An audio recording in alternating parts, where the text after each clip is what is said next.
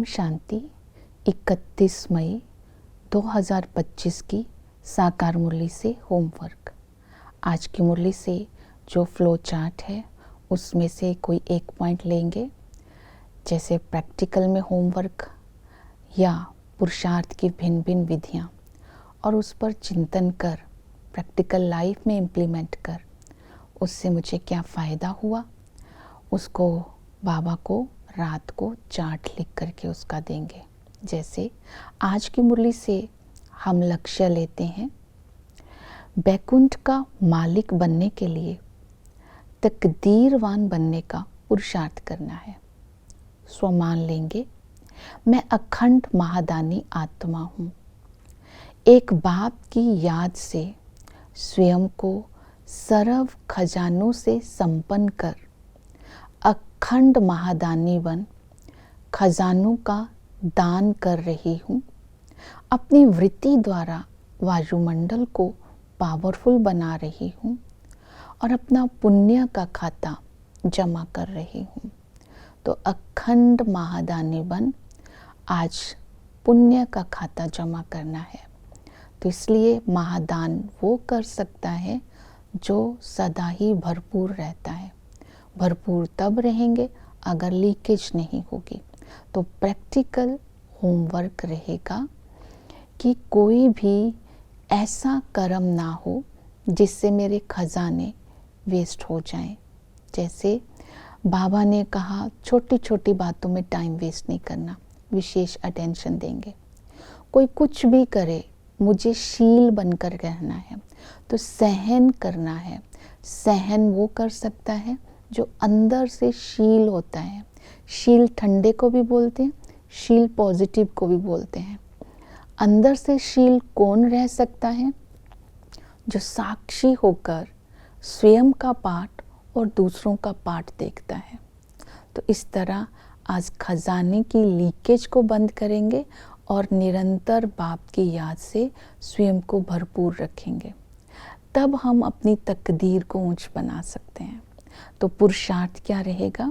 पुरुषार्थ के लिए अपना पहले रिफ्लेक्शन करेंगे, कहाँ तक मैं मैसेंजर बना हूँ, कितनों को मैंने रचना का ज्ञान दिया है। दूसरा रिफ्लेक्शन करेंगे अपनी वर्तमान अवस्था और अपनी संपूर्ण अवस्था को देखते हुए कितना अंतर रह गया है और उस अंतर को मिटाने के लिए मैं क्या पुरुषार्थ कर रही हूँ। जैसे दादी जान की लक्ष्मी नारायण के चित्र के सामने बैठकर अंतर को देखकर अपने अंदर आत्मा को सजाते थे, तो आज भी अपने को संपूर्ण गुणों से, रूहानियत से सजाना है। तो पुरुषार्थ करेंगे वैराग्य। तो बाबा ने कहा, दिल के अविनाशी वैराग्य से बीती बातों को बीती करो। पुरानी दुनिया की बातें जो है उनको, पुराने संस्कारों को जलाकर स्वयं में नवीनता लानी है। तब रिजल्ट निकलेगा, हम फाइनल टेस्ट में नंबर 1 आ सकते हैं। फिर ये पुरानी दुनिया तो विनाश होनी है। तो पुरानी दुनिया में रहते हुए बाप की याद से अपने हिसाब किताब को चुकतू करना है। ये बात भी सेंसिबल बच्चों की बुद्धि में ही आएगी, तभी हम वैराग्य करके पुरुषार्थ कर सकेंगे। अब वापस जाना है, ये बात सेंसिबल बच्चों की बुद्धि में रहेगी और इस दुनिया से वैराग्य होगा, पुराने संस्कारों से अपने को मुक्त कर सकेंगे। दूसरी धारणा है पवित्रता की। बाप आकर के हमें पवित्र बनाते हैं। पवित्रता ही महानता है, पवित्रता ही ब्राह्मण जीवन का श्रृंगार है। पवित्रता की विशेषता के आधार पर ही हमारे कर्म महान बनते हैं। तो पवित्र बनने के लिए हमें अपनी एनर्जी को छोटी छोटी बातों में वेस्ट नहीं करना है। हम ब्राह्मण हैं, इस स्मृति में रहना है। जब तक जीना है, ज्ञान अमृत पीना है, अर्थात पढ़ना और पढ़ाना है। जितना इस ईश्वरीय पढ़ाई में बिजी रहेंगे, उतना हम छोटी छोटी बातों से मुक्त रहेंगे और ब्राह्मण जीवन को स्मृति में रखेंगे तो पवित्रता की धारणा स्वतः हो जाएगी। तो नेक्स्ट पुरुषार्थ रहेगा श्रीमत। श्रीमत बाबा ने दी, सहनशील बन करके रहना है। कोई भी बात हो जाए। फिर इससे क्या होगा, हमारी शक्तियां नष्ट नहीं होंगी। फिर दूसरी श्रीमद्दी, ऐसा नहीं सोचना जो तकदीर में होगा, नहीं पुरुषार्थ करना है। नेक्स्ट श्रीमद्दी, सारे दिन का पोता मेल बाप को देना है। हर एक के पाठ को साक्षी होकर के देखना है।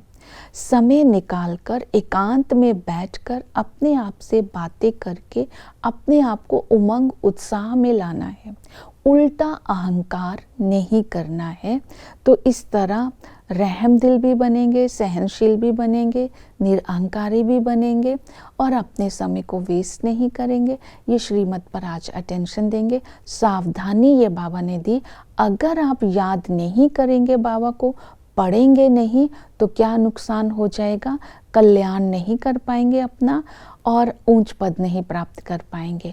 अगर उल्टे अहंकार में आप आते हैं तो तकदीर को ऊंच नहीं बना सकेंगे और अमृत नहीं पी सकेंगे, अपनी चलन ऐसी हो जाएगी तो ऊंच पद के अधिकारी नहीं बनेंगे। तो इसके लिए बाबा ने कहा अटेंशन दो याद के ऊपर।